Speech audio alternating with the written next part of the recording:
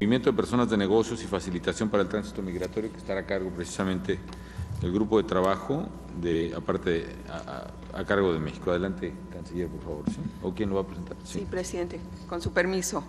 Este grupo sobre movilidad de personas de negocios se ha reunido en 3 ocasiones desde la Cumbre de Lima, que se celebró el 28 de abril pasado. La más reciente tuvo lugar el 1 y 2 de diciembre en la Ciudad de México, o sea, justo antes de venir para acá.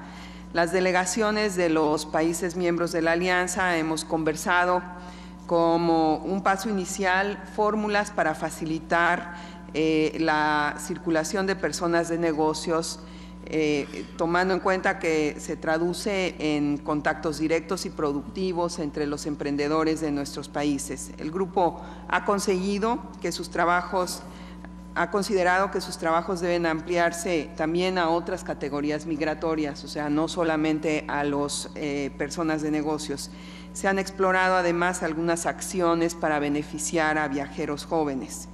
Las propuestas que se han discutido son las siguientes. En primer lugar, un sistema de autorización electrónica que consiste en la obtención de una autorización vía Internet para ingresar a México sin la presencia física del solicitante en una oficina consular. Para ello se requiere que las autoridades de nuestros 4 países podamos establecer un esquema de coordinación que permita la validación de los datos de los viajeros, y esa evaluación técnica es la que ahora se llevará a cabo.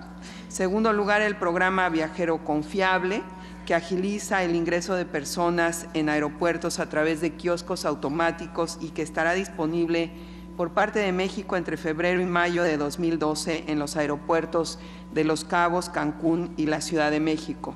Este es otro programa que está siendo evaluado por las autoridades correspondientes de nuestros países a fin de lograr una instrumentación a la brevedad.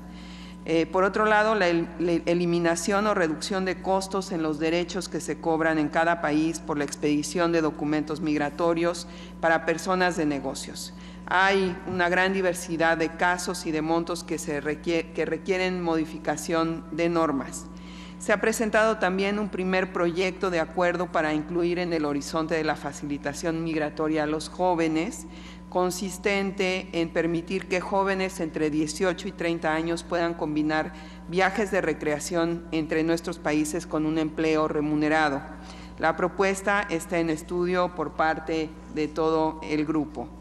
Los 4 países hemos coincidido también en la necesidad de brindar información puntual a las sociedades en un lenguaje sencillo y claro sobre los requisitos y los trámites migratorios que cada uno establece para documentar a las personas de negocios, y hemos establecido un portal en Internet que está todavía en desarrollo, pero que ya se arrancó con una guía práctica de requisitos migratorios entre los 4 socios de la Alianza del Pacífico.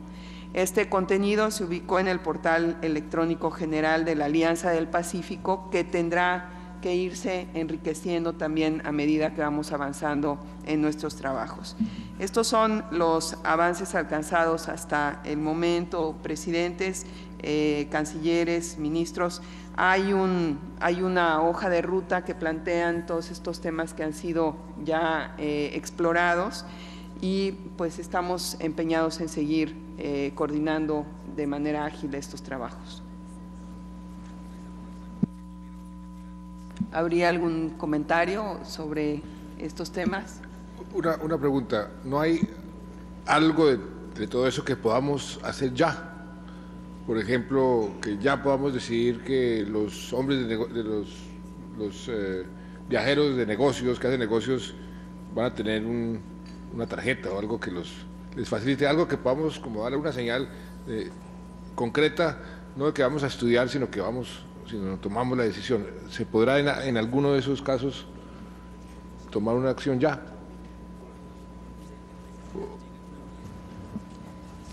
Pues en realidad creo que el sistema de autorización electrónica, salvo lo que nos diga aquí está el secretario de Gobernación, de donde depende el Instituto Nacional de Migración, pero este sistema de autorización electrónica puede ser es un mecanismo muy eficiente que ahorra tiempo a los empresarios, que permite ya tener todos los datos en la base de datos. Creo que eso lo podríamos poner en práctica de manera inmediata. ¿Pero qué podríamos hacer, presidente? A mí me gusta mucho la idea y yo creo que valdría la pena ya avanzar en algo mucho más práctico, yo coincido, ¿no? Secretario. Sí, efectivamente, presidente. Probablemente lo que pudiéramos hacer, canciller, tenemos ya pues una base de datos importante dentro de lo que es la visa APEC, y tal vez con esto de la visa podríamos partir para que fuera. Hay una visa APEC que es una credencial que, de hecho, pues, todos tenemos, que es la visa, sí. Es la visa, es una credencialita, es una pequeña mica que nos dan para las visas de negocios, para que todos puedan, las personas de negocios en los diferentes países que han suscrito la visa APEC, poder entrar. Y yo creo que entre nuestros países podríamos ir aprovechando los que ya están dentro de lo que es APEC. Tendríamos que hacer la gestión precisamente con Colombia para inmediatamente integrar y poder integrar la base de datos que ya tenemos de APEC con nuestros países para meterla de Colombia y así tener nuestra visa con una pequeña mica. Y yo creo que eso lo podríamos hacer con el Instituto de Migración también. Pero podríamos hacer nuestra propia visa de la Alianza del Pacífico, ¿no? Sí, claro. ¿Cómo funciona la de APEC? ¿Quién registra, quién valida los nombres, etcétera? Bueno, ya la encontró el primero que yo. ¿Quién valida la visa? Sí, los países integrantes de APEC, a través de sus autoridades, presidente, ellos hacen una solicitud ante la Cancillería o las autoridades correspondientes en cada país, y entonces se toma en cuenta esto, se hace un análisis realmente de la cantidad de veces que se visitan los países. Es un trámite bastante sencillo, todo se hace electrónicamente y se puede obtener esto, que es pues más o menos lo que usted nos pidió en la última junta que estuvimos, presidente, para hacerlo con mayor celeridad. Pues yo creo que lo podríamos hacer, francamente, ¿no? Yo creo que si cada quien nos pusiéramos dar, por ejemplo, pues no sé, 100 hombres cada mes ¿no? Sí. Y hacer una visa, que cada país nos dé una lista, pongamos como una lista de empresarios, se empieza a procesar una visa de la Alianza del Pacífico y en 6 meses podremos tener, pues, no sé, 500, 1000 de cada país, ¿no? Bueno, en estricto rigor, muchos de nuestros países ya no nos pedimos visa mutuamente. En el caso de Chile no le pide visa para ingresar a Chile, salvo cuando quiera trabajar, ni a los peruanos, ni a los colombianos, ni a los mexicanos. Y por tanto podemos estudiar, si es así, las relaciones bilaterales entre los demás países, de simplemente levantar las visas entre nuestros 4 países y dar un salto adelante en lo que se refiere a movilidad de las personas. Y recogiendo el planteamiento del presidente Santos y algunas palabras del presidente Calderón, la verdad es que si uno mira rápidamente la historia, la década de los 70 fue la década en que América Latina perdió su democracia. La década de los 80 fue la década perdida. El mundo avanzó y América Latina retrocedió. La década de los 90 fue la década en que la mayoría de los países de América Latina recuperó su democracia. Y por tanto esta década es la década que encuentra América Latina en su mejor momento, tal vez, de su historia. Al menos en términos relativos. Si uno ve el mundo, lo que decía el presidente Calderón, Europa en recesión o a punto de entrar en recesión, Estados Unidos con una recuperación muy incierta, muy gradual, muy débil, y América Latina creciendo junto con los países del Asia con el mayor dinamismo del mundo. Y mucha gente habla de que este es el siglo del Pacífico, igual como los siglos pasados fueron del Atlántico y antes fueron del Mediterráneo, este es el siglo del Pacífico. Y nosotros somos, por definición, los 4 países, incluyendo a Panamá, países que estamos mirando y orientándonos hacia el Pacífico. O sea, hasta Estados Unidos ha cambiado su estrategia de desarrollo, dice que para crecer hay que ligarse con el mundo que va a crecer también, arrimarse a buen árbol, arrimarse a buena sombra. Nosotros estamos, y por tanto, la idea de que aprovechemos estos 4 o 5 países de avanzar a una integración profunda y rápida, por eso esta idea de ponernos metas más ambiciosas, es sin duda una gran oportunidad. Y con respecto a la cumbre virtual, yo quisiera proponer que tuviéramos una cumbre virtual el lunes 5 de marzo, 90 días a partir de ahora, y que tuviéramos una cumbre para firmar el tratado, y así nos ponemos fechas, porque la diferencia entre un sueño y un proyecto es que los sueños no tienen fecha y los proyectos tienen fecha. El lunes 4 de junio, firmar el tratado en Chile, y tenía una idea que proponerles, ¿cierto? Como en la vida hay que tener los ojos puestos en el cielo, la esperanza, la ambición, el optimismo, pero los pies puestos en la tierra, el realismo. Queríamos proponerles firmar este tratado en Chile en los observatorios del norte de Chile.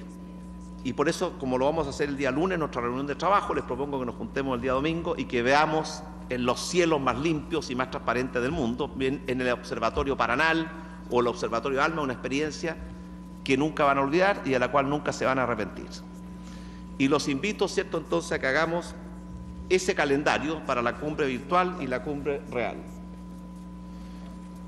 Yo acepto inexorablemente. Presidente Calderón. A mí me ha encantado. Aquí el único que estamos viendo con la canciller que tenemos la reunión cumbre del G20 ahí en junio precisamente. Pero es el 17, el 18 de junio. Vamos a estar barriendo la casa ahí. Pero muy probablemente sí, presidente. Si me permite, pero estoy de acuerdo con las fechas. Es más, podemos hacer, si no una reunión virtual, pues un simulacro, por lo menos en el propio enero. Podemos arrancar de una vez y tener reuniones periódicas más frecuentes, ¿no? Pero podríamos proponernos impulsar el tratado hacia junio, ¿no? Esto es el 4 de junio. Ustedes tienen la cumbre el 16 o 17 de junio. Eso es exactamente lo que estábamos viendo, el 14, ¿no? El 17. Presidente, por ser anfitrión, usted escoge el día. Es 18 y 19. Ve 18. 18 y 19, sí, la Tiene tenemos. 2 semanas para seguir limpiando la casa. Y hay la cumbre, hay la cumbre de Río. Está Pegada a prevista. esa. Por eso, esto sería 2 semanas antes de ambas cumbres. Esto ya la cambiaron. Esto sería el 4, lunes 4. ¿La de Río cuándo va a ser? Esa va a ser 15, 16 y la otra 17, 18. Claro, pegado. Ya no va a ser pegada esa, ¿no? Lo habían cambiado. La cambiaron. La cambiaron, estaba Sí, así, la señor. juntaron ambas La dos. juntaron. La juntaron. Bueno, desde luego nos encanta la idea, presidente. Y la otra, efectivamente, nosotros sí tenemos un sistema muy complejo, terriblemente barroco de visas, que definitivamente hay que remover. Tenemos un sistema de visa con muchos países, desde luego con Colombia, no recuerdo ya cómo está el tema con Perú. También tenemos un sistema de visa. Con Panamá no hay visa, ¿verdad? Y yo soy de la convicción de que hay que removerlas y ya, esa es la solución definitiva y de fondo, ¿no? Ahora, mientras tanto, a mí se me hace mucho más fácil establecer esta visa ejecutiva, digamos, como un primer paso en que cada país dé o haga un aporte de nombres, de empresarios, de inversionistas, que automáticamente se validen por todos los países, incluyendo México, para facilitar la vida de estas gentes, ¿no? Sería un paso gradual, digamos, para poder eliminar la visa, que es lo que yo quisiera hacer, ¿no? Hay una serie de prejuicios, de ideas que predominan en círculos, en el Congreso, en la propia, pues vamos a llamarlo así, diplomacia tradicional, que hay cierta fascinación por este sistema, ¿no? De visas y papeles y requisitos y exclusas que habrá que derogar definitivamente y ya, ¿no? Pero por lo pronto creo que podemos avanzar mucho hacia esta, pues así como es la visa APEC, habría que hacer la visa de la Alianza del Pacífico y que nos propusiéramos ir haciendo un listado de empresarios lo más rápido posible que simple y sencillamente pudieran circular sin restricción alguna por todos los países, ¿no? Y finalmente, presidente, aprovecho de mencionar que nos acompañan en esta reunión 6 parlamentarios chilenos, el diputado Tuma, Sabaj, Rivas, Bertolino, Pérez y Sauerman, y ustedes comprenden que para los presidentes tratar muy bien a los parlamentarios es una primera necesidad. Muy bien. Muy bien. Adelante nuevamente, canciller. No, yo quería adherirme a la propuesta que está haciendo el señor presidente de Chile. Me parece muy importante avanzar rápido. Creo que esta idea de la cumbre virtual seguida de la cumbre física para firmarme son muy oportunas y quisiera expresar mi adhesión. Y también al tema de las visas. Me alegra mucho escuchar a usted, señor presidente, decir que de lo que se trata es de eliminar de una vez las visas. Eso me parece que es la solución.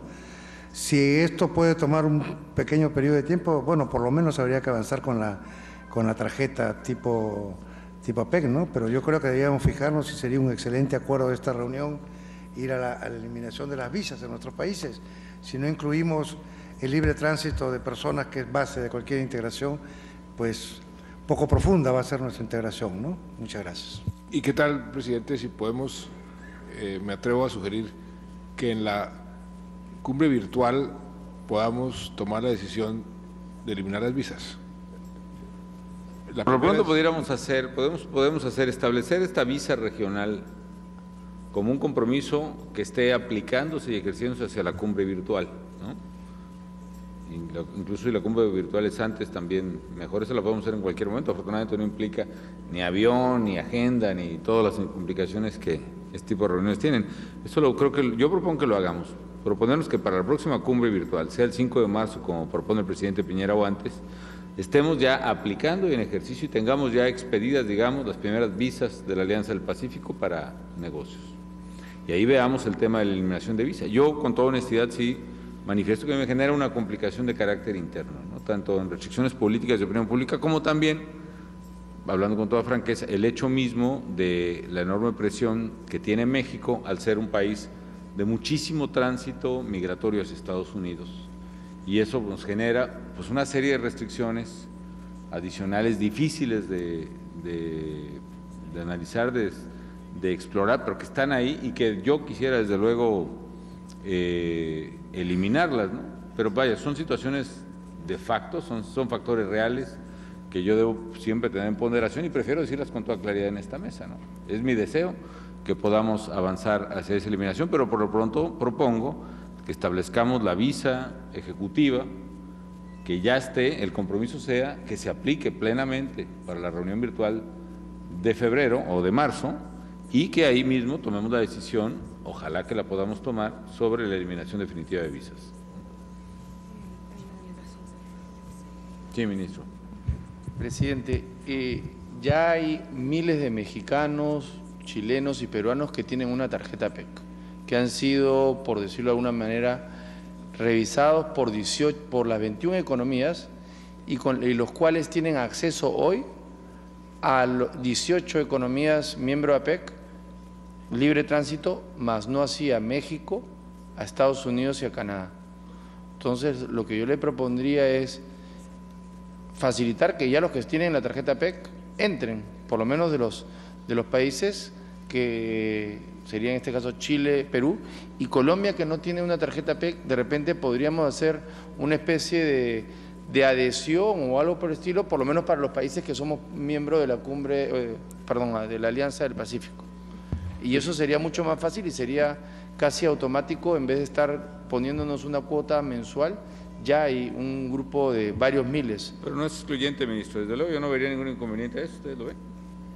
Presidente, entonces hagamos eso, ¿no? Como nosotros somos los únicos que no tenemos, yo lo que puedo hacer es, desde ya, aceptamos todos los que tengan la visa. Ya a partir de mañana entran a Colombia. Además, le doy una sugerencia para que arregle su problema interno. Yo hice lo siguiente hace poquito, hace un mes.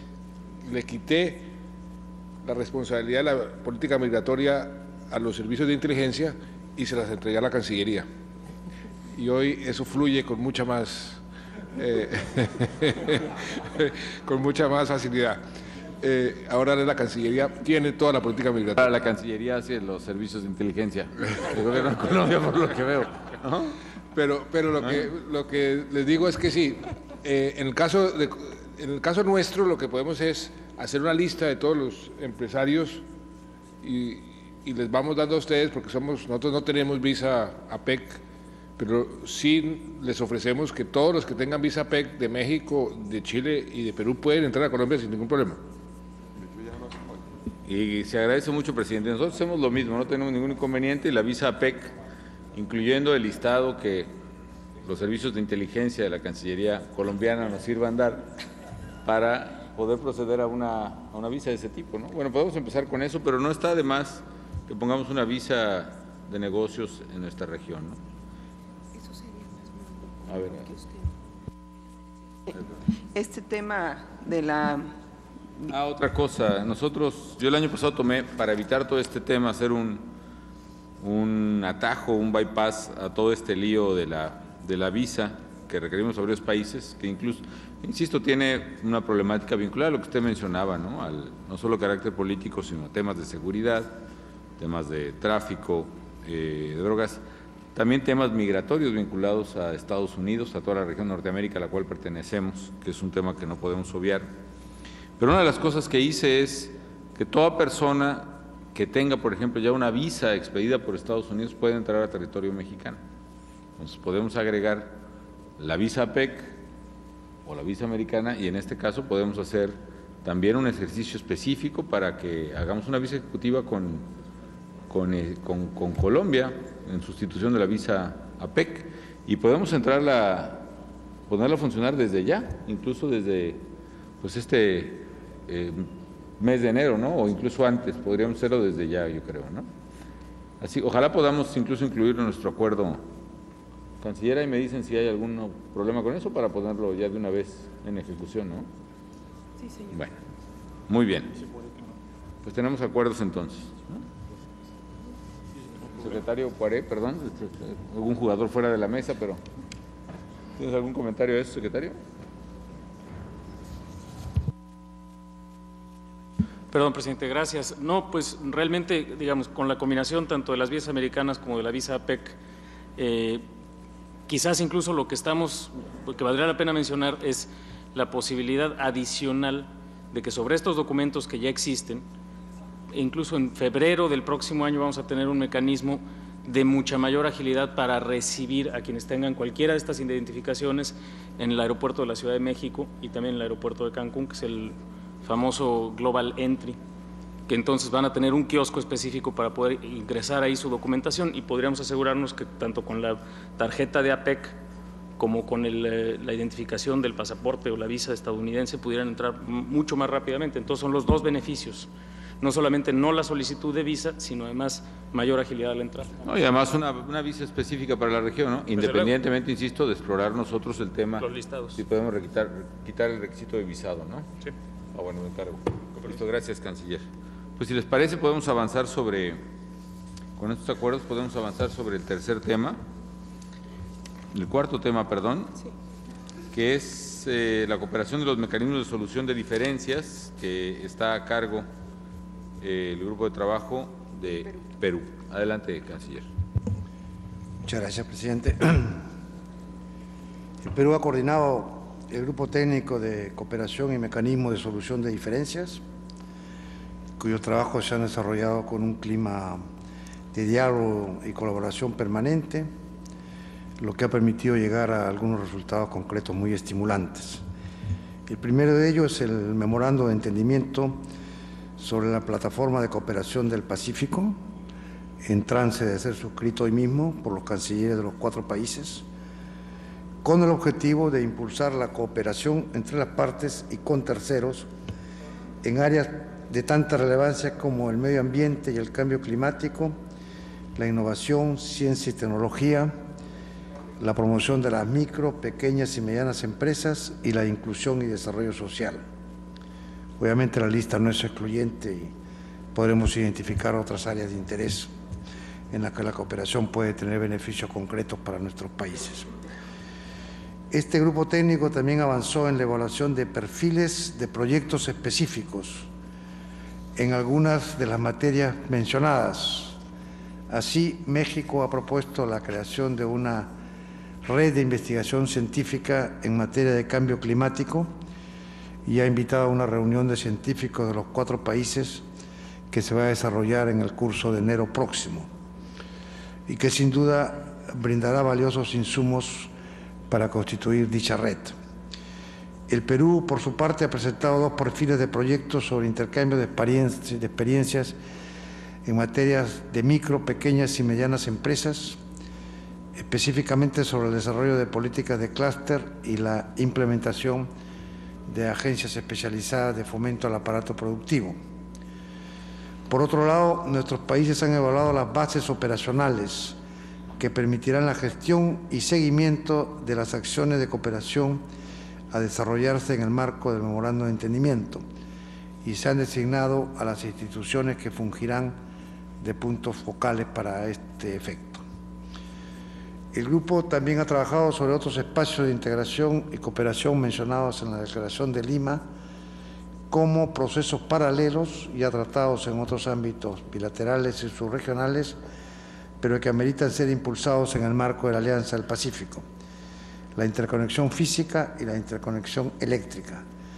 En el primer caso se ha tomado contacto con la CEPAL y el BIT, que está aquí presente, para obtener un diagnóstico focalizado en la situación de nuestros países en materia de infraestructura vial y portuaria, sistemas logísticos y facilitación del transporte, con el objetivo de formular propuestas para mejorar los mecanismos existentes. En el segundo caso, el que se refiere a la interconexión eléctrica, México ha sido invitado a participar como observador en la iniciativa de interconexión que hoy une ya a Colombia, Chile y Perú, además de Ecuador, y que tiene como observadores a Bolivia y Paraguay. Estos avances y emprendimientos son muy auspiciosos para la consolidación de la Alianza del Pacífico. Permiten obtener resultados concretos muy pronto, dotando de contenidos a nuestro proyecto integracionista, y brindan el ambiente necesario para que los temas tratados en los otros grupos técnicos, que son de abordaje con frecuencia más difícil, progresen a ritmos semejantes y equilibrados, con el objetivo final de llegar a concretar esta área de integración que deseamos, en la que circulen libremente bienes, servicios, capitales y personas. Estos son los resultados del trabajo en este grupo, y creo que tiene la potencialidad de ejercer una importante influencia en la mejora de las condiciones de vida de los ciudadanos de nuestros países. Muchas gracias. Gracias, canciller. Gracias. Entiendo que, bueno, más bien daría la palabra por si hubiera comentarios sobre este tema. La verdad es que a nosotros nos parece que es una plataforma excelente, muy diversa de temas, y que sí nos plantea ya una agenda muy ambiciosa en la que el reto en gran medida va a ser lograr movilizar a las distintas áreas de nuestras sociedades y gobiernos para que participen activamente en darle con los contenidos específicos a estos proyectos. Si no hubiera comentarios sobre esto, con esto estaríamos concluyendo, presidentes, con la consideración de los informes de los grupos de trabajo. Perdón, ministro del Perú. Faltaría el informe del grupo de trabajo ad hoc sobre el acuerdo marco. Es verdad, perdón. Es que el grupo se estuvo abocado a la negociación de la declaración que hizo muy exitosamente. Por favor, por supuesto, le ofrecemos la palabra. Gracias. Teniendo en consideración la declaración presidencial de Lima, suscrita el 28 de abril del 2011, por la cual se estableció la Alianza del Pacífico entre nuestros países para la conformación de un área de integración profunda que aliente la integración regional, un mayor crecimiento, desarrollo y competitividad entre nuestras economías, y que, entre otros, se instruyó a nuestros ministros y ministras de Relaciones Exteriores y de Comercio Exterior elaborar un proyecto de acuerdo marco para ser presentado a nuestra consideración este mes de diciembre. Desde entonces, nuestros equipos técnicos han venido trabajando y han venido discutiendo distintas disciplinas y estructuras que contendrían este acuerdo marco. De ahí ha salido el mandato para que en un plazo máximo de 6 meses se apruebe este acuerdo constitutivo fundacional de la Alianza del Pacífico, la cual hemos visto que ya inclusive tiene fecha. Esta institucionalidad jurídica dará solidez a las decisiones que se tomen en la Alianza del Pacífico y permitirá la interrelación de nuestros países en el mundo globalizado y con otros esquemas de integración. Lo que, en resumen, se está buscando es un esfuerzo adicional que nos permita tener una convergencia de nuestras políticas comerciales y económicas, los cuales nos van a permitir tener una plataforma de intereses, realidades y perspectivas comunes con proyección a la región del Pacífico. Y ustedes saben que hay muchos acuerdos que se están derivando de dicha región y de los países que integramos la región del Pacífico. El acuerdo marco que nuestros países firmarán en 6 meses le dará a la Alianza del Pacífico la estructura jurídica y las sólidas bases institucionales necesarias para una acción sostenible en el tiempo y equilibrada en los beneficios para todos los Estados miembros. Beneficio equitativo, beneficio equilibrado. La idea es que los países puedan comerciar o transar en igualdad de condiciones. Como un comentario al margen de este informe, señor presidente Calderón, quisiéramos agradecer especialmente como delegación peruana, las palabras que usted ha tenido en relación a la relación entre nuestros países. Y básicamente esa es la presentación, señor presidente. Muchas gracias, ministro. Presidente Santos. No, una sugerencia, aprovechando que está aquí el BID y el doctor Luis Alberto Moreno, preguntarle, el BID cómo nos puede apoyar en este proceso, qué sugerencias tiene y qué posibilidades tienen ustedes de complementar en alguna forma lo que aquí nos estamos proponiendo. Presidente. Señor presidente, bienvenido. Muchas gracias, presidente. A ver, de hecho, nosotros hemos estado trabajando en el tema que en mi opinión es el más importante, como lo mencionaba el canciller Moreno, es acerca de la convergencia de las normas de origen. Es, creo, el espacio más importante no solamente para darle solidez a la alianza, incluso de cara a acuerdos que la alianza como un todo pueda realizar con países en el futuro. De tal manera que nosotros hemos venido trabajando en una matriz que sirva para hacer justamente esa convergencia en las normas de origen, y encantados seguimos pues con ese mandato, presidente Santos, en la dirección de apoyar en ese sentido.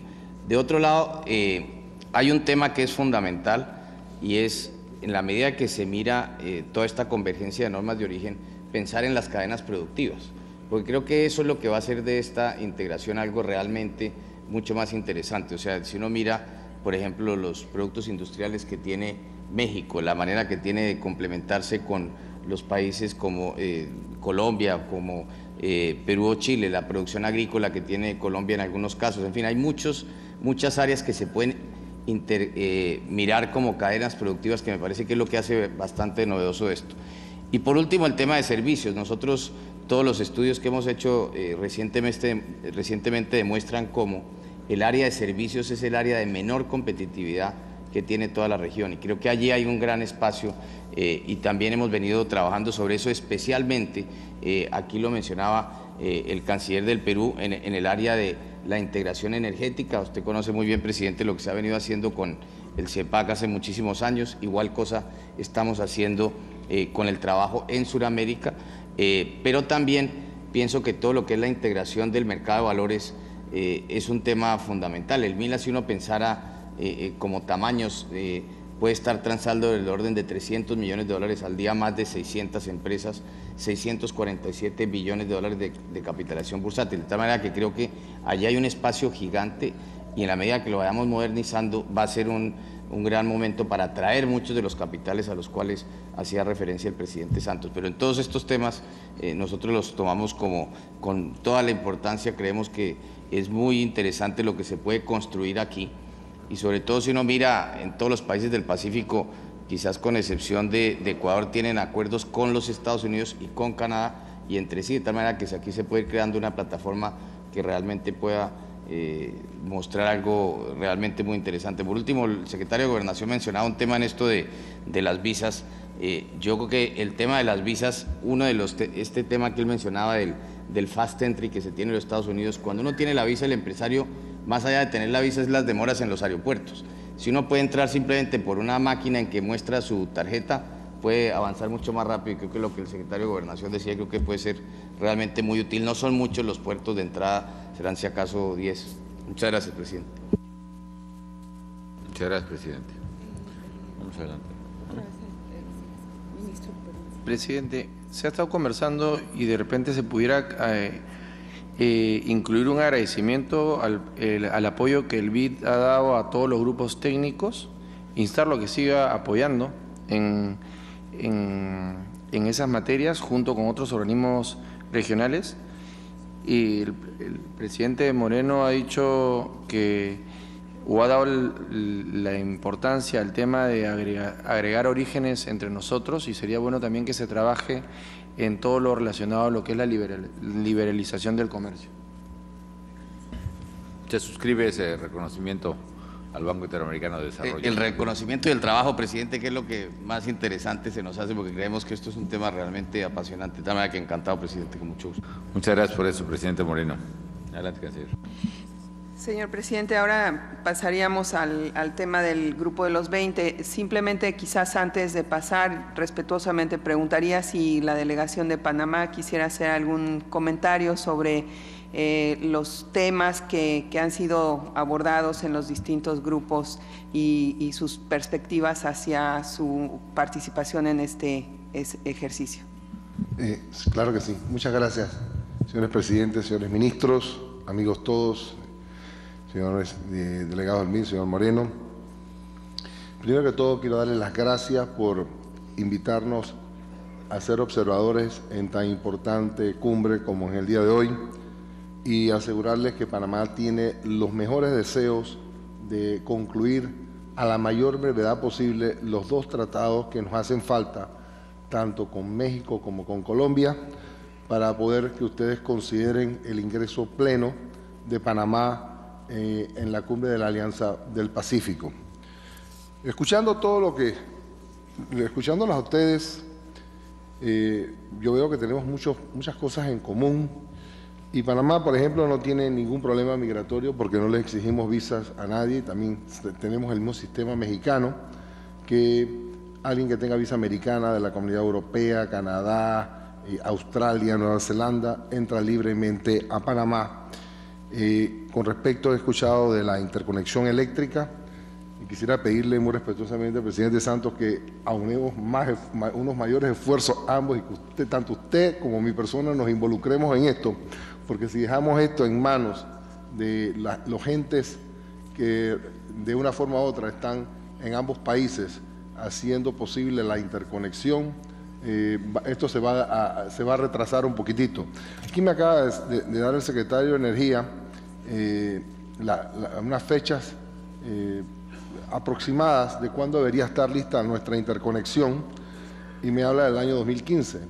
Y yo creo que el primer trimestre del 2015, yo creo que eso es una fecha muy lejana, y yo creo que si tanto usted como nosotros, presidente, nos involucramos, yo estoy seguro de que esto lo podemos lograr en una fecha un año y medio, quizás 2 años antes. Igual, ya viene pronto la subasta de la capacidad, ya se están trabajando en ambos países los estudios de impacto ambiental, ya el financiamiento está casi conseguido, pero requiere, presidente, que ambos nos involucremos, porque yo también.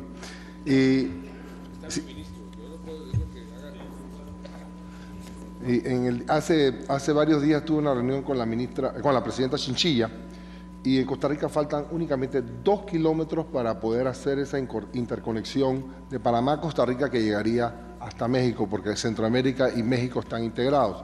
Así que es importante... ¿Qué haría falta? ¿Qué hace falta, ministro? ¿Qué hace falta del lado nuestro?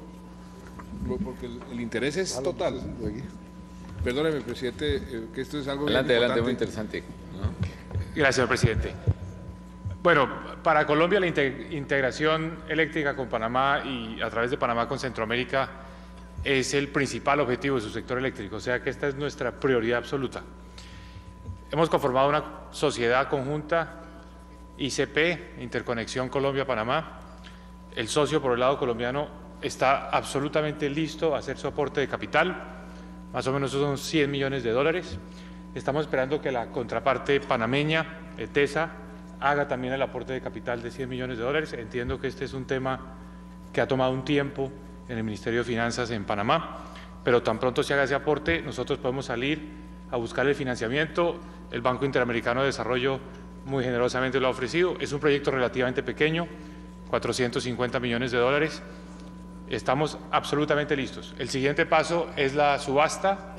Esta es una autopista en la que puede moverse energía en las dos direcciones y en esa subasta se hacen los compromisos en firme de quién va a comprar la energía.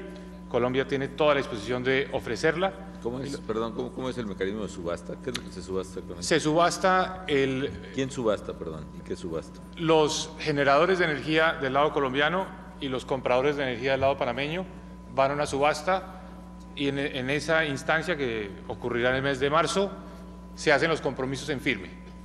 Y sobre esa base, la empresa ya, digamos, tiene luz verde, porque la empresa hace esta inversión a riesgo siempre y cuando haya interés de compradores del lado panameño. Los generadores colombianos ofrecen la energía eléctrica. Entonces, esa subasta es la instancia fundamental de este proceso, porque ahí es donde se encuentran, digamos, vendedores y compradores.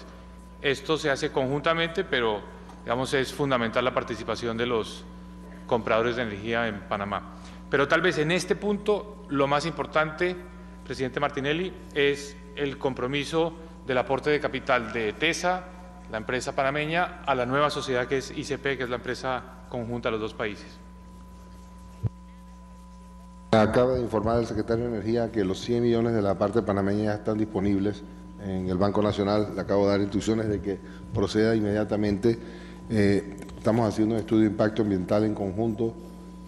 Panamá quizás un poquito más flexible que Colombia en esta parte, si es que, y ya nos pusimos de acuerdo en la cantidad de megawatts que pasarían.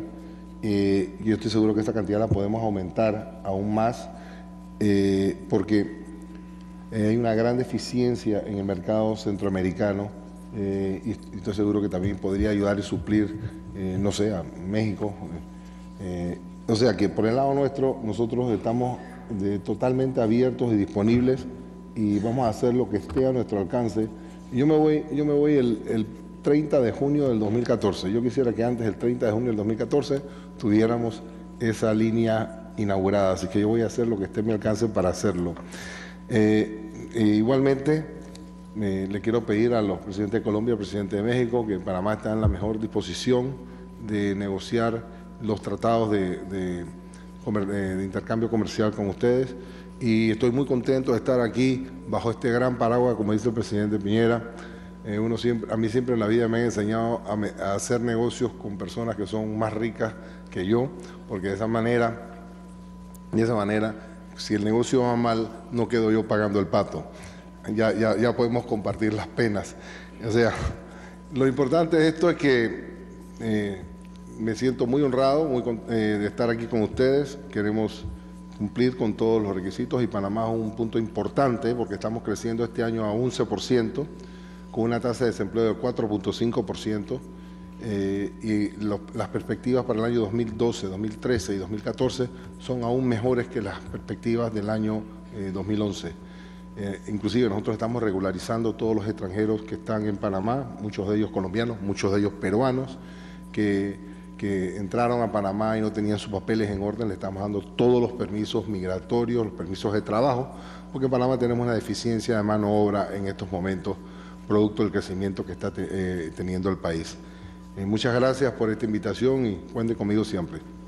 Al contrario, presidente, muchísimas gracias por estar en México, bienvenido también, y felicidades por esas cifras notables de crecimiento y mucho éxito. Mañana vamos a hablar ampliamente sobre el tema de la interconexión eléctrica, en el mecanismo de Tuxtla y en el proyecto Mesoamérica fundamentalmente, y creo que ahí hay grandes expectativas, ¿no? Así es, señor. Sí. Adelante, ¿les parece si avanzamos, no? Presidente. Sí. Ministro, adelante. ¿Podemos hacerle una crítica a su ministro de Energía, señor presidente? Por inconsecuencia. Siempre y cuando sea suficientemente dura. Además es binacional. Nosotros pensamos que su primera prioridad era la interconexión eléctrica de Colombia hacia Perú, Chile, Ecuador. Así se lo escuchamos. Y quedamos muy sorprendidos de sus palabras, señor ministro. Es que yo le he dicho que el pez muere por la boca, ¿no? Antes que conteste, le quiero recordar que tenemos grabación de sus palabras, de entonces y de ahora. Pues ni hablar, creo que ha quedado manifiesto el cortocircuito del ministro de Energía. Gracias, presidente. Bueno, hace no más de 10 días tuvimos una cumbre en Bogotá con los ministros de Energía de Chile. Desafortunadamente no alcanzó a llegar mi colega del Perú, también estuvo Ecuador. Ese es nuestro gran sueño, ser exportadores de energía eléctrica. Es un gran proyecto. Es un gran... No, pero, ministro, la pregunta bien concreta, ¿cuál es su primera prioridad?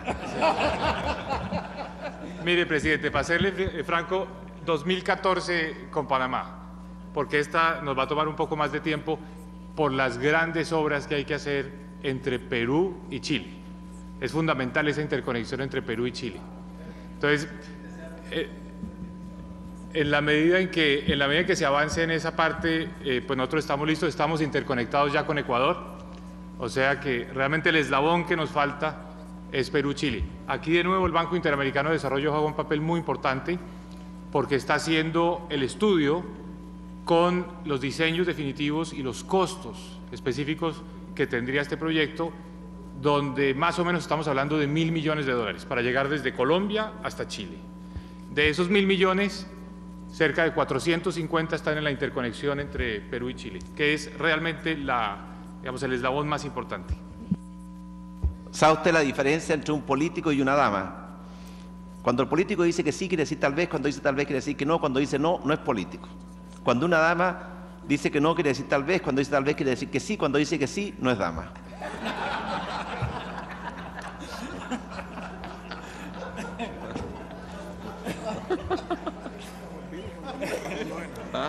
Yo quiero que demos por solventada la moción de orden y pasemos urgentemente a otro tema porque eso fue en vivo. Se puede complicar la cumbre, ¿no? Pero elegante, ¿no? Sí, elegante, pero te hace favor. Bueno, estamos listos con las interconexiones, eso me queda muy claro, ¿no? A su tiempo. Ahora sí vamos adelante. Presidente, pues en este espacio habíamos acordado que usted haría algunos comentarios sobre la presidencia mexicana del G20 y la visión incluyente que queremos darle a esa presidencia. Bueno, no, pues simplemente quisiera compartirles, amigos presidentes, pues una actualización del estatus de las discusiones que hemos tenido en el seno del G20, porque para nosotros, para México, es muy importante compartir esta responsabilidad, la de participar en este grupo, con los países hermanos y socios de América Latina y particularmente de la Alianza del Pacífico. Como ustedes saben, a partir de esta semana, a partir del día 1, México asumió la presidencia del G20, una responsabilidad muy delicada porque es la primera vez que no solo un país latinoamericano, sino un país en desarrollo la asume y esperamos pues poder contar con la comprensión y el apoyo de todos ustedes para poder, por una parte, llevar una reunión exitosa que tendrá lugar en México el día 18 de junio en la ciudad de Los Cabos, en Baja California Sur, pero por otra parte poder ser fieles portavoces de las inquietudes y los planteamientos de los países en desarrollo y particularmente de nuestros amigos de la Alianza del Pacífico. Básicamente, el contexto de la G20 está marcado por esta terrible crisis global y quizá es el primer aspecto que rodea, envuelve y domina totalmente las discusiones del G20, la crisis mundial y concretamente la crisis europea. Nosotros hemos planteado algunas prioridades a las cuales haré referencia, pero básicamente el primer tema es efectivamente los riesgos para la estabilidad económica mundial. Aquí hay además en ustedes grandes conocedores de los temas económicos, tanto en el caso de la Alianza, los presidentes aquí presentes, tanto el presidente Santos como el presidente Piñera, que son verdaderos expertos en el tema, y creo que podremos platicar abundantemente de este asunto. Yo me permitiría esbozar una visión de las cosas tal y como las he percibido en la última reunión en Francia, en Cannes, hace algunas semanas. Como sabemos, la estabilidad económica mundial está severamente comprometida a partir, en términos generales, si hubiera una palabra o un título que resumiera el origen de esta problemática serían los desequilibrios. Severos desequilibrios. Primero, severos desequilibrios fiscales al interior de las economías en sí mismas. Desequilibrios fiscales que llevaron a muchos países europeos, Grecia es el más señalado, pero no es el único, a sostener déficits públicos, más bien a mantener déficits públicos que resultaron, como era evidente, insostenibles. Déficits por arriba del 10% de su PIB y que ahora están marcando definitivamente pues, una verdadera quiebra de los países. Déficits, también desequilibrios por otra parte, desequilibrios en términos de balances de cuenta corriente entre países. Es evidente que a nivel mundial hay, particularmente entre Estados Unidos y China, pero creo que todos nuestros países corremos la misma suerte, un severo desequilibrio en cuenta corriente entre, por ejemplo, el superávit comercial y de exportaciones, el superávit de cuenta corriente de China y el déficit que implica esto, pues economías como la norteamericana y muchas economías como las nuestras. Y por otra parte también un enorme superávit en cuenta de capitales que ha provocado una enorme acumulación básicamente de reservas también en esa economía, por señalar uno de los más significativos. Ahora, yo recuerdo muy bien que en la experiencia que muchos de los países latinoamericanos tuvimos, y no es que todos en los 70s y los 80s, una buena parte de nuestros problemas derivaron precisamente por estos desequilibrios. Finanzas públicas llevadas a un excesivo gasto muy por encima de los ingresos públicos, déficits públicos recurrentes que implicaron un sobreendeudamiento de las finanzas de los gobiernos y hasta hacer la deuda pública de nuestros países impagables. Yo creo que poco más o menos, toda proporción guardada, esta es un poco la historia de muchos países de la Unión Europea. Déficits públicos que se fueron exacerbando, que se exacerbaron aún más en plena crisis económica cuando había una especie de consenso de que había que acelerar el gasto de los países para impulsar medidas contracíclicas en el pleno momento de la recesión, lo cual tiene una lógica ciertamente, pero pues simple y sencillamente las condiciones de sostenibilidad de las economías pues no fueron comunes y muchas economías literalmente quebraron. Yo recuerdo todavía en alguna reunión del G20, si mal no recuerdo, en Pittsburgh, en Estados Unidos, aquí el presidente Moreno me ayudará a recordar, en fin, pero había una discusión si era el momento de parar las políticas contracíclicas y diseñar una estrategia de salida, la famosa Exit Strategy, o bien había que seguir con las políticas expansivas. Y la conclusión del G20 entonces era que había que seguir con las políticas expansivas porque no era el momento de declarar la victoria sobre la recesión. Ya estábamos saliendo, eran finales de 2009, del momento más crítico. En el caso de México, pues francamente no teníamos opción. Tuvimos una recesión severísima en 2009, nuestra economía fuertemente vinculada a Estados Unidos, donde van el 83% de nuestras exportaciones, se vio dramáticamente afectada por el colapso del consumo americano. Básicamente nuestra economía cayó el primero y el segundo trimestre de 2009 a tasas de más del 10% negativos, ¿cierto? Caíamos realmente en picada, con lo cual se generó realmente una situación crítica en México. Y tan solo por hablar del lado de finanzas públicas, imaginen ustedes, se cayó el impuesto sobre la renta en esas proporciones, se cayó el impuesto a valor agregado también en esas proporciones, y para colmo de males, literalmente, el yacimiento más grande de petróleo de México, que durante casi 25 años dio el 62% del petróleo nacional, se comenzó a terminar, ¿no? Comenzó a languidecer el yacimiento de Cantarell, cerca de aquí, por cierto. Con lo cual México perdió de producción entre 2008 y 2009 200,000 barriles diarios de petróleo. Es decir, para nosotros ya no había posibilidad de continuar políticas expansivas y decidimos diseñar nuestra propia salida, estrategia de salida, lo cual implicó aumentar los ingresos públicos, reducir los gastos, liquidar empresas públicas, con un costo político muy alto, ustedes se imaginarán, Pero yo recuerdo esta anécdota porque fue muy disonante del consenso del G20 en aquel entonces. Muchos países siguieron la política expansiva y para mí la metáfora es como cuando uno, por alguna razón, no puede seguir en la carretera a la misma velocidad, baja la velocidad antes de una curva peligrosa y cuando aparece ya después en la curva ve varios coches, ¿no?, desbarrancados y accidentados adelante. Esa es la impresión que tengo de muchas de las economías.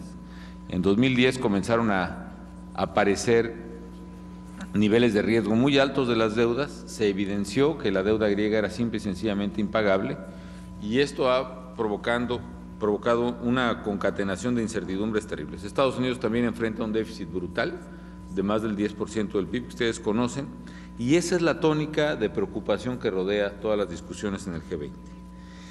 Lo preocupante también es que yo no observo que los liderazgos europeos, en el supuesto de que puede haber soluciones técnicas adecuadas y valdría la pena conocer su opinión al respecto, no han tenido la posibilidad o la capacidad de aplicar tales soluciones en tiempo.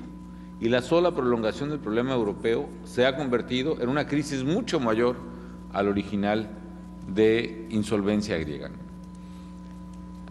Y, en fin, yo creo que parte del G20 el reto mayor será no solo diseñar una propuesta y una salida de carácter técnico al problema, que sepa distinguir las cosas. Hay países que tienen problemas de solvencia, es el caso griego.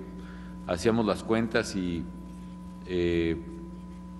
eran cifras verdaderamente estratosféricas. La deuda per cápita griega rondaba por el orden de los 83.000 euros, ¿no? Y era, pues no sé, 140 o 150 veces, 150% de su PIB, con lo cual pues es simplemente pues impagable, ¿no? Yo no veo manera que lo pueda hacer. Hay otros países que no tienen los mismos problemas de solvencia, pero sí tienen problemas de liquidez, que puede ser el caso, por ejemplo, de Portugal o del propio España, y países que sin tener problemas de solvencia ni de liquidez tenían un problema de confianza severísimo, que fue el caso de Italia, que también terminó con la propia renuncia del primer ministro Berlusconi, ¿no? Y la paradoja es que no se ha aplicado rápidamente una solución fuerte, y una solución fuerte implica respaldar agresivamente a los países que tienen problemas de credibilidad, pero no de liquidez ni de solvencia, y finalmente encontrar una solución a los países que nunca van a pagar su deuda, que es el caso griego y otros, ¿no? Yo lo vuelvo a pensar en el modelo latinoamericano de los 70s y los 80s. Nosotros también tuvimos un problema de crisis de deuda.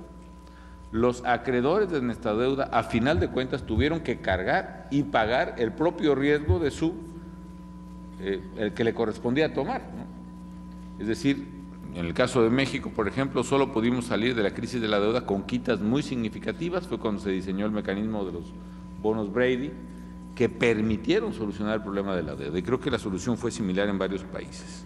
En Europa, por ejemplo, también los acreedores que tomaron a la ligera, esa es la verdad, bonos de deuda griega y de otras naciones, es realmente impensable que simple y sencillamente salgan limpios de polvo y paja de un problema como este. Tomar deuda en euros de países que sabes que no van a pagar no te puede implicar cero riesgos. Tiene que haber una asunción de riesgos y de costos por parte de acreedores, en los que parece que hay pues muchos bancos con capital francés, específicamente con capital alemán, y que eso pues ha complicado esa negociación. En fin, eso es lo que estamos observando allá y que se está complicando día con día.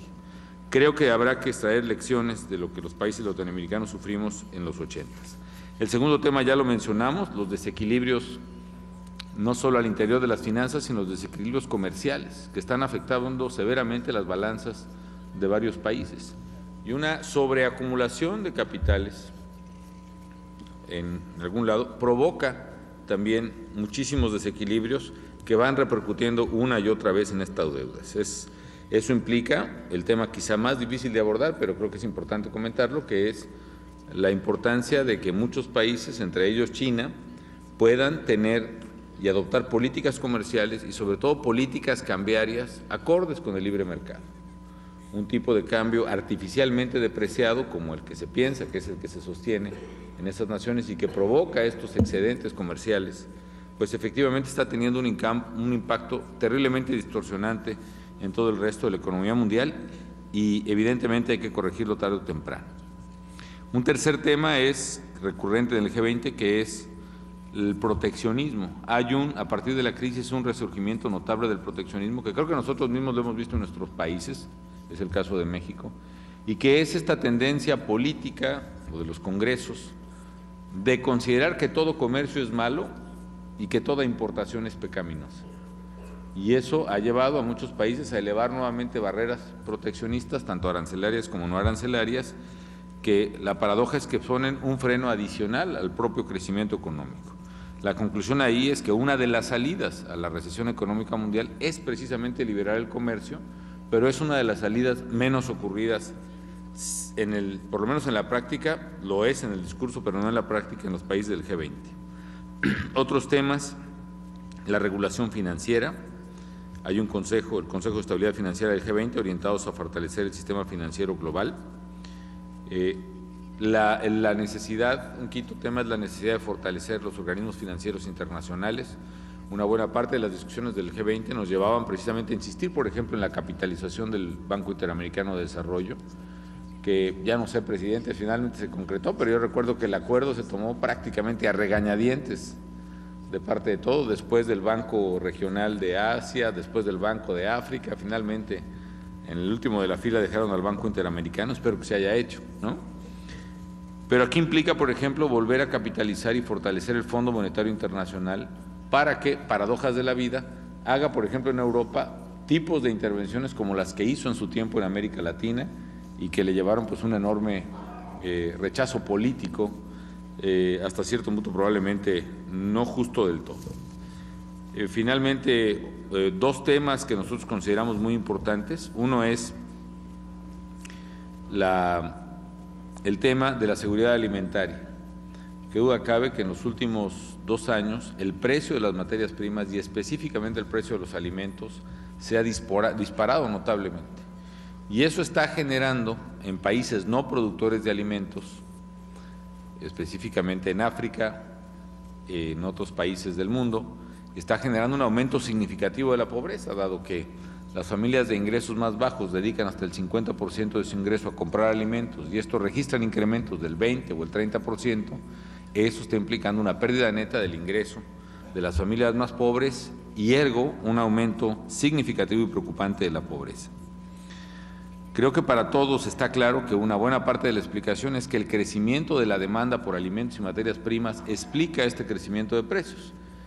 Si el crecimiento sostenido de países como China o como India es de tasas de 2 dígitos o de casi 10% sostenido durante más de una década y media y tienen entre los dos prácticamente a la tercera parte de la población mundial, eso explica efectivamente el aumento de los precios. Sin embargo, a mí personalmente me llama la atención un dato.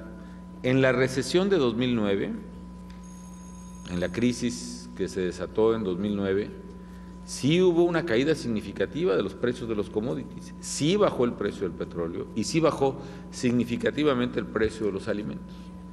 ¿Qué es lo que hace que a pesar de que hay condiciones recesivas en una buena parte de las economías más grandes, no se presente ni remotamente una variación a la baja de los precios de los commodities?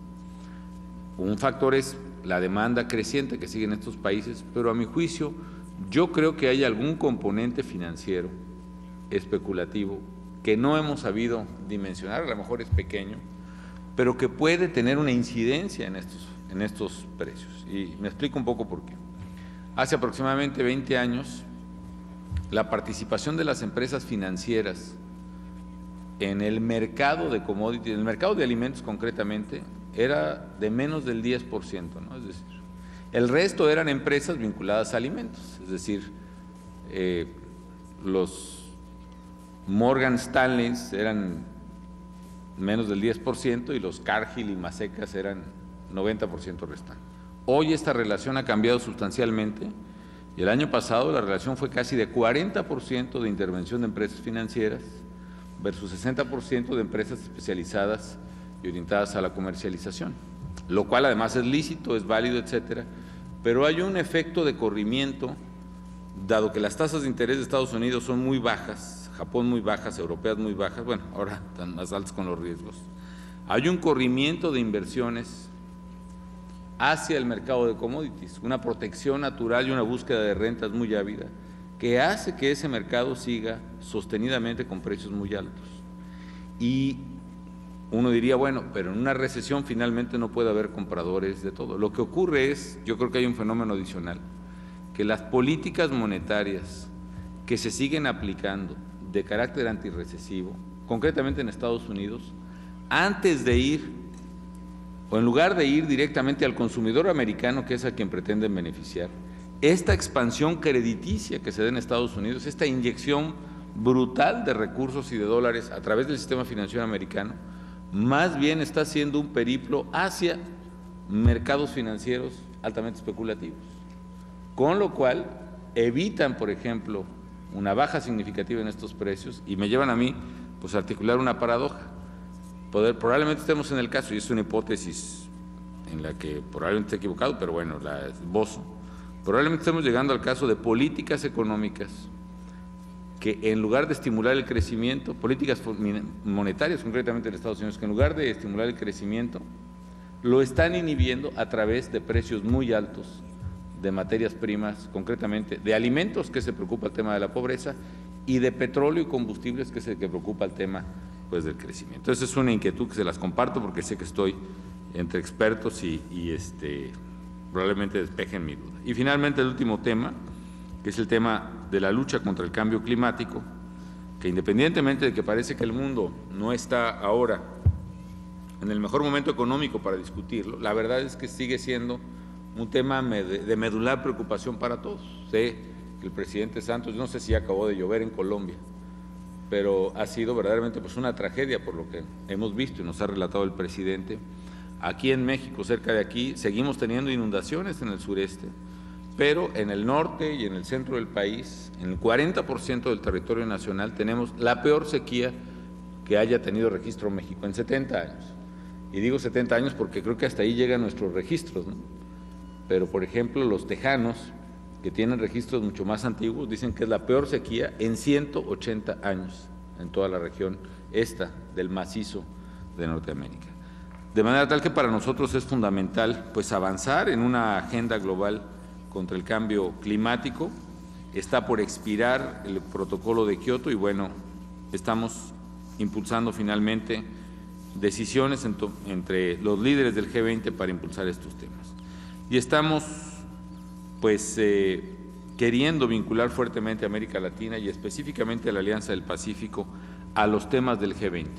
Si bien no es desafortunadamente posible en las propias sesiones, creo que algo podemos hacer porque el G20 finalmente destina asiento a 1 o 2 liderazgos regionales a nivel mundial como participantes invitados. Sí podemos hacerlo, y esto es nuestro propósito, invitarlos a ustedes a que sea a través de nuestras reuniones virtuales, sea a través de este mecanismo de la cumbre, podamos estar dialogando y participando y contribuyendo a tener una agenda, no de un país, en este caso México, sino una agenda que exprese los intereses y preocupaciones que nos son comunes. Ese es un poco el panorama del G20 tal como lo que veo yo y desde luego, pues, por favor sírvanse, considerarse como los patronos, digamos, los mandantes de nuestra representación dentro, que la consideramos, insisto, no solo nuestra, sino también pues de la región. Presidente. Dos cosas, presidente Calderón. Primero, respecto al tema de las visas. La verdad es que yo pienso que nosotros no tenemos problemas con que personas vengan por motivos de trabajo. Y eso lo podemos controlar de muchas otras formas. La principal razón que nos hace ser cautos en materia de visas es el tema de delincuencia, narcotráfico, seguridad. Y por eso yo quería sugerir que dentro de este equipo que va a analizar la supresión de las visas, establezcamos un mecanismo de información policial de las personas, compartir archivos. Nosotros hoy día solamente compartimos en forma normal los archivos de Interpol, que son órdenes internacionales de detención. Pero cuando se presenta un ciudadano de un país de América Latina en una frontera chilena, nosotros no sabemos si tiene órdenes de detención en su respectivo país, si tiene condenas en su respectivo país, y eso hace ser cauto. Si nosotros pudiésemos compartir esa información como un archivo negativo, podríamos liberar a todos los demás, que son la inmensa mayoría, y solamente verificar el archivo negativo y hacer un convenio entre los países. Cuando tengamos un archivo negativo, se informa al país de origen, por si el país de origen quiere recuperar a ese ciudadano, si tiene temas policiales pendientes, o simplemente el país no lo deja ingresar y sigue su suerte. Y respecto al tema económico, y lo cierto es que lo que ha dicho el presidente Calderón es muy cierto. Tenemos una Europa que va a crecer muy cerca de cero, tal vez negativo el próximo año, Estados Unidos máximo entre 1 y 2, y China ya anunció que su crecimiento para el próximo año va a ser de en torno al 7%. Lo mismo ha hecho India, y Japón ya anunció también tasa de crecimiento cero para el año próximo. Todo esto lleva a que el mundo va a crecer en torno al 2% máximo el próximo año, en vez del 4% con que creció este año, o sea, la mitad. Y eso es un golpe muy duro porque a nosotros nos golpea con efecto amplificado, básicamente por el deterioro de los términos de intercambio, por una parte, y los países, cierto, que tienen deudas, los puede afectar en su financiamiento, pero también impacta muy fuertemente en las expectativas y la confianza de los consumidores para consumir, de los inversionistas para invertir, y por eso probablemente muchos países están pensando en, si tienen la capacidad de hacerlo, de aplicar políticas contracíclicas, si es que esta crisis, cierto, se acentúa. Pero en el caso de Europa, ellos están viviendo, lo dijo el presidente Calderón, una triple crisis. Por una parte tiene una crisis fiscal. Ellos tenían una regla en el acuerdo de Maastricht. Ningún país puede tener un déficit superior al 3% del producto, ningún país podía acumular una deuda pública superior al 70% del producto. El problema fue que esa regla que existe, nadie nunca la supervigiló, y los dos primeros países que la incumplieron fueron precisamente Francia y Alemania, y abrieron la puerta para que todo el resto sintiera que esa regla no corría, y eso era esencial para mantener una unidad monetaria única como era el euro. Y adicionalmente a eso, por ejemplo, en muchos países incluso informaron mal, porque los países informaban, nadie los supervigilaba, nadie los fiscalizaba, pero sí informaban. Y algunos países, bueno, muchos informaron que incumplían la regla, no pasó nada, y algunos informaron en forma errónea o deliberadamente errónea, como fue el caso de Grecia. Y sin embargo, las autoridades que debieron fiscalizar este cumplimiento nunca lo hicieron. Y el mercado tampoco lo hizo. Hace 1 año y medio atrás, la tasa de interés que pagaba Grecia era 2 décimas de diferencia con la tasa de interés que pagaba Alemania. O sea, el mercado no hacía diferencia entre prestarle a Grecia o prestarle a Alemania, pensaban todos son euros y por lo tanto, ¿cierto?, los países no quiebran y los países del euro en consecuencia pagan sus deudas. Ese fue el supuesto de los mercados hasta hace 1 año atrás. De repente cambió el cuadro y las tasas de interés se dispararon. Por ejemplo, en el caso de Italia, Italia está pagando hoy día una tasa de interés cercana al 8%, tiene una deuda que es un poco más del 100% del producto. O sea, el solo pago de los intereses representa el 8% de su producto, que es más del 20% de sus ingresos fiscales. O sea, pasó del 5 al 20% de los ingresos fiscales. Imagínense ustedes que ustedes tengan que destinar 15% del gasto total por encima de lo que destinaban habitualmente. No lo puede hacer. Y la pregunta es, claro, ¿quién financia esto? Normalmente, ¿cierto?, aquí cuando hay estas situaciones de insolvencia hay leyes de quiebra en nuestros países que distribuyen las pérdidas entre el dueño de, ¿cierto?, de la empresa, los acreedores y algunas veces los estados. Aquí los dueños de las empresas, obviamente que se resisten a pagar la cuenta, es lo que vemos, ¿cierto?, en los pueblos de Grecia, de España, de Italia, que se resienten cualquier ajuste. Los bancos, ¿cierto?, los bancos acreedores están muy ligados con, ¿cierto?, los principales países, y por tanto aquí se distribuye quién paga. Si paga el dueño de las acciones de los bancos, paga el contribuyente, y esa discusión la han tenido permanentemente y todavía no la resuelven. Y en el intertanto, como no lo resolvieron, el problema se fue agudizando, porque lo que era problema de solvencia, como en el caso de Grecia, se empieza a transformar, ¿cierto?, a traspasar a otros países, que puede ser solo liquidez, a pesar que es discutible si es solo liquidez por lo que acabo de mencionar. Luego tiene un problema bancario hoy día, que es el test de estrés a los bancos muestra que tiene que hacer una capitalización de 100.000 millones de euros. Y que la pregunta es quién va a hacer esa capitalización. Y por lo tanto hay una crisis fiscal, hay una crisis bancaria y hay una crisis del euro. Todo eso a la larga va a significar una cosa: esto va a tomar mucho tiempo en recuperarse. No es problema de hacer política fiscal cuando hay... Esto requiere ajustes estructurales, asignar las pérdidas, y por lo tanto el tema de Europa, todos los expertos anticipan que va a ser un periodo largo de bajo crecimiento y por tanto tenemos que prepararnos para ello. Y finalmente, yo creo que es interesante aquí contar una experiencia de nuestro país. Nuestro país hace tiempo atrás adoptó una norma fiscal que en lugar de llevar sus equilibrios fiscales con las cuentas de año en año, decidió fijar una regla estructural, es decir, va a estimar su situación fiscal corriente, cuántos pesos entran, cuántos pesos salen, pero también hace un presupuesto de cuánto es el ingreso normal del país. Y por tanto, cuando las condiciones son favorables, por ejemplo, cuando los precios de los productos de exportación son favorables, todo lo que exceda el precio normal se ahorra, y cuando las condiciones son desfavorables, todo lo que está por debajo del precio normal se puede gastar usando los ahorros. O sea, una política anticíclica bastante automática y que en el caso nuestro nos ha permitido soportar estas situaciones críticas con políticas anticíclicas que son creíbles y sanas porque pueden durar mucho tiempo, porque están basadas. Chile tenía ahorro externo de 20.000 millones, los redujo a 11.000 millones el año 2009. O sea, cifras importantes, y ahora lo ha recuperado porque han vuelto periodos positivos. Entonces, lo que yo pienso es que nosotros debiésemos, y esto lo planteó el presidente Santos en nuestra última reunión, sé que hubo reunión de los ministros de Hacienda, pero ver, ¿cierto?, y coordinar, ¿cierto?, bien, porque es posible que tengamos una avalancha de inversión extranjera. Y ahí tenemos que evitar caer, ¿cierto?, en problemas, ¿cierto?, de depreciaciones exageradas, nuestro tipo de cambio, o sea, de coordinar nuestras políticas en ese frente. Pero sí, las proyecciones que hay hoy día para América Latina es que América Latina va a estar creciendo entre 4 y 5%, y después de los países tigres del sudeste asiático vamos a ser la segunda región de mayor crecimiento del mundo, lo cual es novedoso para un continente que normalmente ocupaba, ¿cierto?, los últimos lugares de la tabla. Por eso, lo que coordine o no coordine, lo que resuelva o no resuelva el Grupo G20, por supuesto que es muy importante para nuestros países que están, ¿cierto?, tan abiertos. Afortunadamente, la mayoría de nuestros países ya hoy día depende menos de lo que pasa en Europa y en Estados Unidos, salvo México, y depende mucho más de lo que está pasando con la parte más dinámica del mundo, que es el Asia-Pacífico. Impresionante, presidente. Muchas gracias. Presidente Santos. Un poco en esa misma dirección, presidente Calderón. Primero que todo, muchas gracias por el ofrecimiento, y creo que es bien importante para México y para nosotros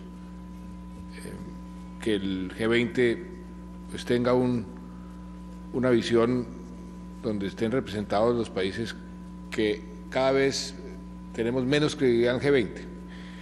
Y tenemos menos credibilidad en G20 porque hay un problema que llamarían los economistas estructural.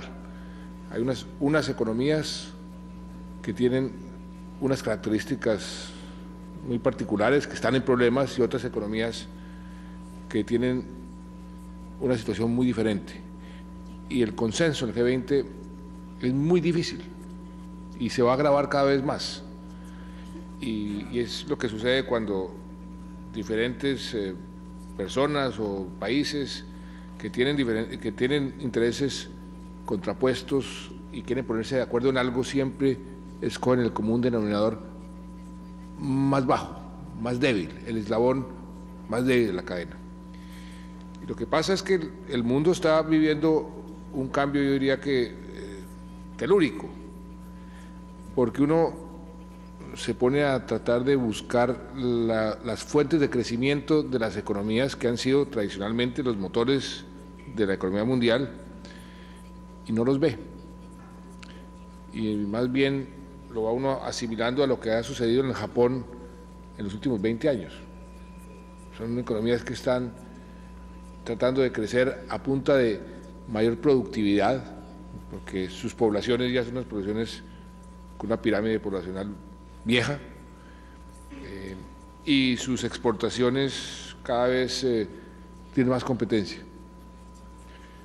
O sea que en el G20 están unas economías cuyo futuro no es el más halagüeño, y unas economías que están surgiendo con mucha fuerza, que si se aferran y abrazan esas economías que están estancadas en este momento, sin mucho potencial de crecer, pues también van a frenarse ellas mismas. Por eso yo pensaría que es importante ver cómo comienza uno a buscar otros escenarios, porque el mundo va a cambiar fundamentalmente. Así como ha cambiado relativamente poco tiempo, digo yo, en siglos, en un siglo, los cambios han sido muy importantes y que uno no se imaginaría que habría podido suceder. Lo que estamos viendo aquí es un cambio de fondo. Por eso, y ya que pone el tema, presidente, yo la verdad que no tenía previsto mencionarles esto, pero sí hay una oportunidad aquí de oro para países como nosotros 4, y es ver cómo, inclusive eso puede ser hasta un planteamiento interesante del G20, pero si uno toma las economías emergentes, hay unos datos muy impresionantes. Para el 2025, o sea, en 14 años, 8 países, India, China, Brasil, Rusia, Indonesia, Corea, México y Turquía, serán responsables del mayor crecimiento de la economía. Y para el año 2030, las economías emergentes van a representar el 68% de la economía global, del crecimiento de la economía global. La demanda por recursos de alimentos, ustedes saben, están aumentando entre un 45 y un 50% para el 2030. Las demandas energéticas van a crecer mínimo 40% para el 2030. La demanda por agua va a aumentar 35% para el 2030. 19 de las 30 economías más grandes serán países que hoy los llaman emergentes. Las economías emergentes van a contribuir el doble de las economías desarrolladas al crecimiento global. En fin, estamos viendo un cambio de fondo. Ya hay 25 economías que se han sido identificadas como economías emergentes con gran potencial y que tienen las siguientes ventajas geopolíticas. Lo conforman los países con mayor población, lo conforman como los mayores poseedores de recursos naturales, lo conforman como los principales mercados, o sea, donde va a crecer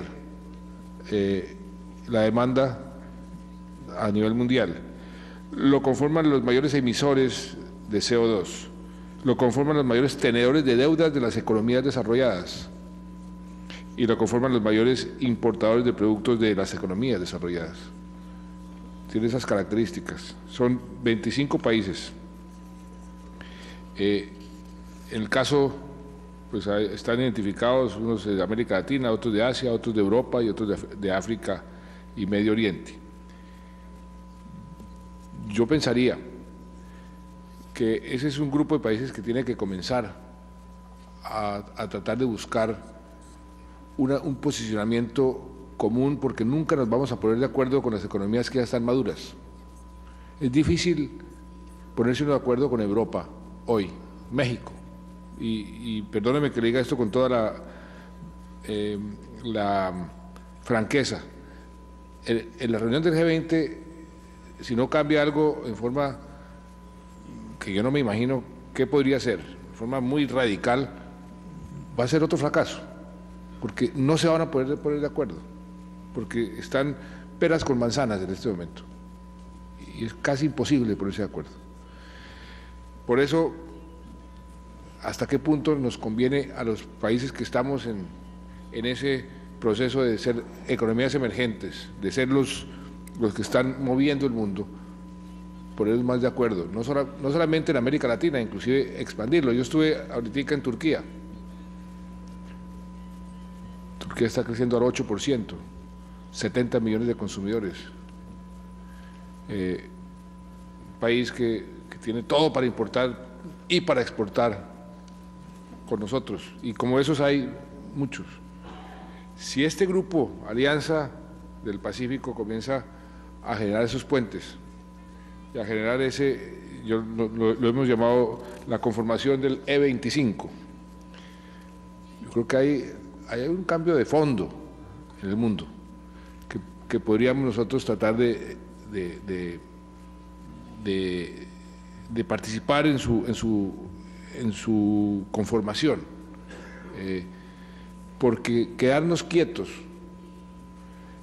o creer que el G20 nos va a resolver los problemas, yo tengo muchas dudas, precisamente por los problemas estructurales que tienen algunas, yo diría que la mayoría de los que componen el G20.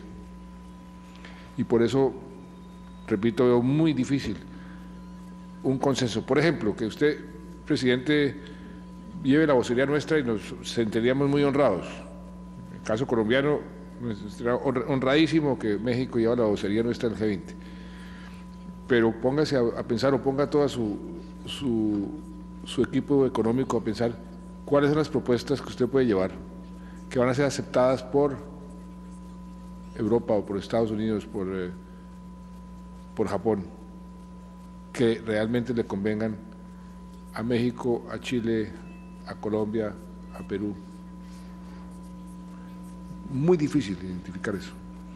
Entonces, no sé si, volviendo a repetir, que nos sentemos honrados y de una vez le damos la vocería. Es decir, yo me siento en las mejores manos, pero veo que va a ser muy difícil encontrar un consenso ahí, o una solución.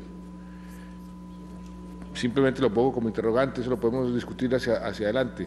¿No será que países como México, que tiene un peso, el país con un peso específico, que es parte del G20 hoy en día, pueda comenzar a liderar otro movimiento que tenga, ese sí, posibilidades de despegar?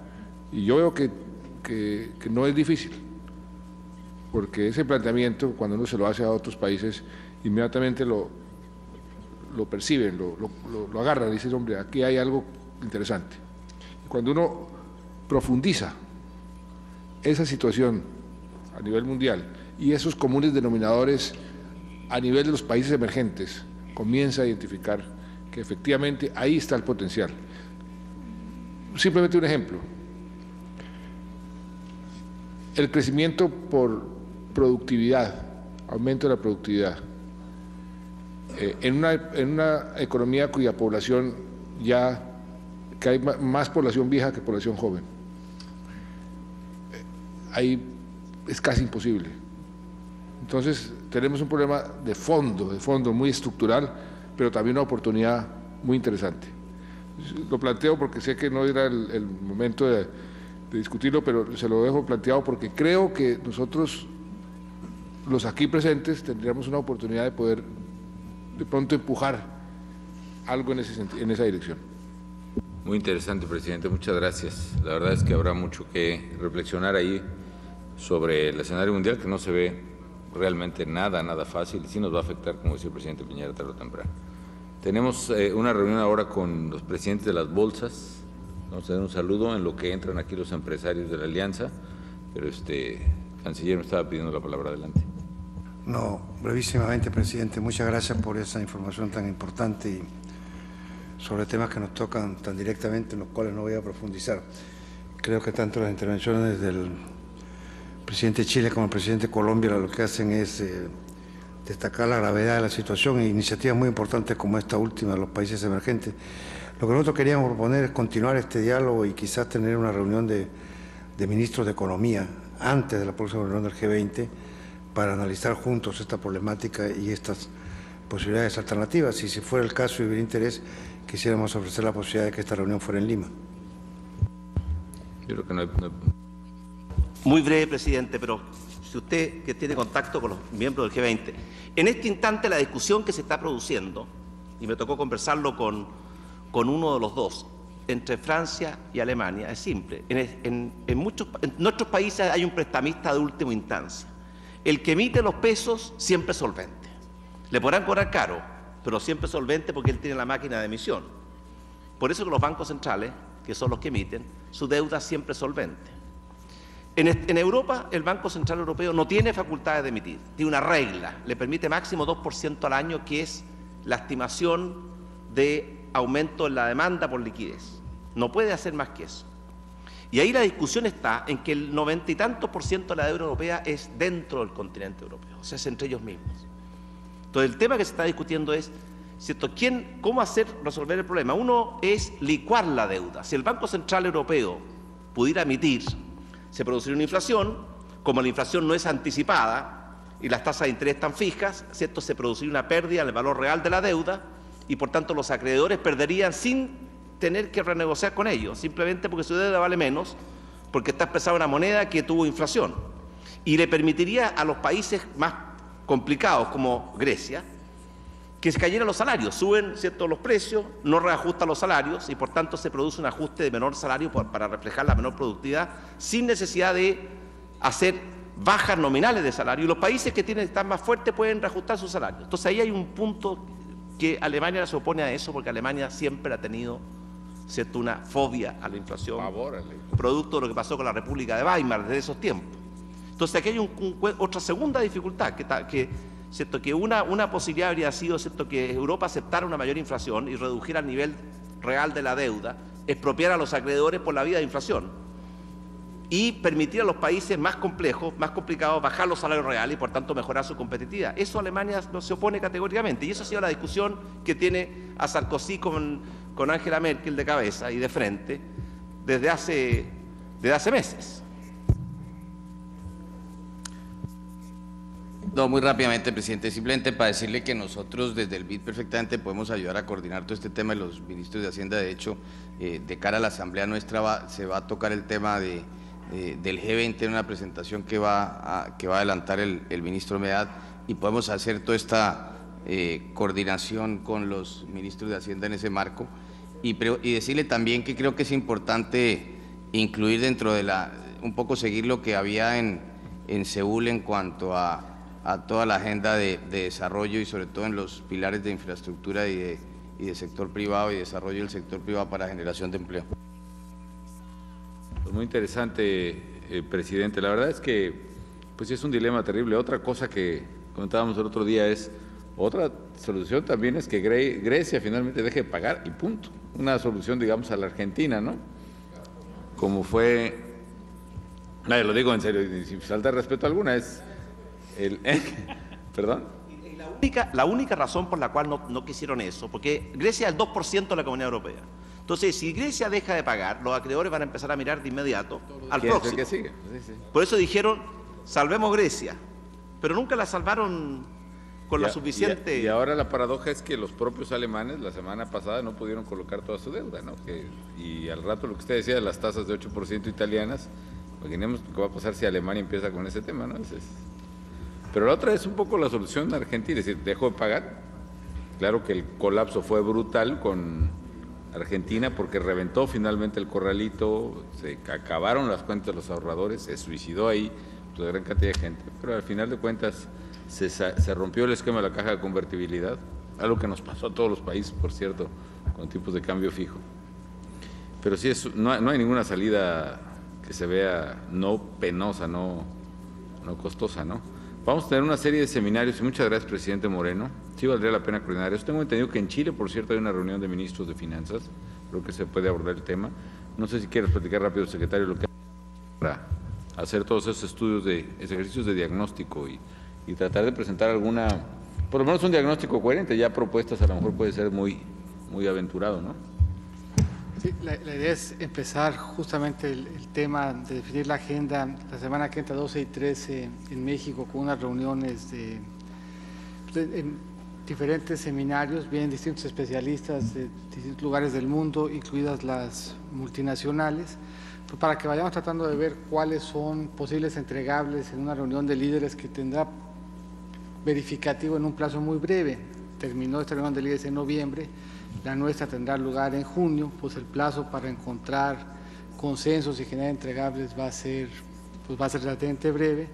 Y justo en esta dinámica de prepararla, Chile convocó una reunión de ministros de Finanzas ahora el próximo viernes, en donde podemos tratar de encontrar pues, cuáles serían más o menos la postura que en común pudiéramos manifestar. Ciertamente los temas estructurales son los que ya señaló el presidente, pero aislarse de la estructura y de la historia que están queriendo construir los europeos, pues va a ser también un tema relevante. Vuelve a haber una reunión de líderes europeos el 9 de diciembre. Como en todas las reuniones de líderes, eso vuelve a generar la expectativa de que haya humo blanco alrededor del cual puede ser el posible escenario y la posible solución a las dificultades europeas con pues, un elevado grado de incertidumbre respecto a que efectivamente lo que ahí se comente pues, acabe generando tranquilidad, ¿no? Ha cambiado un poco la historia europea respecto a la que decía el presidente chileno. Primero empezó una narrativa en donde se resolvía Grecia, se ponía una montaña entre España e Italia y luego se recapitalizaban los bancos. Y ahora la historia que está queriendo contar en Europa es una en donde se revisan primero los grandes temas estructurales, se habla de una Europa con una integración fiscal más operativa que la que tiene ahorita. El hecho de que estos temas se discutan y se semblanteen, se piensa que puede generar confianza en la zona y que en la medida en que haya confianza en la zona, eventualmente puede resolverse el problema de Grecia y de Portugal, entre otros. Pero pues es una apuesta complicada, el hecho de que si no se ha podido resolver los problemas que parecían más acotados y más evidentes, el hecho de que se discutan los grandes temas de la integración genere suficiente confianza como para que Europa tenga tiempo para digerir las dificultades de refinanciamiento que tendrá durante el primer trimestre del año que entra. Entonces, pues sí prevé ser un diciembre emocionante. Muy bien, vamos un poquito atrasados ya. Creo que habrá materia para seguir dialogando, pero yo les propongo, si les parece, vamos a reunirnos brevemente con los directivos de las bolsas de valores de nuestros países y acto seguido volveremos aquí para tener un diálogo breve pero sustancioso con los empresarios también de nuestros respectivos países que están asistiendo a la cumbre. Muy bien. Muchas gracias, vamos.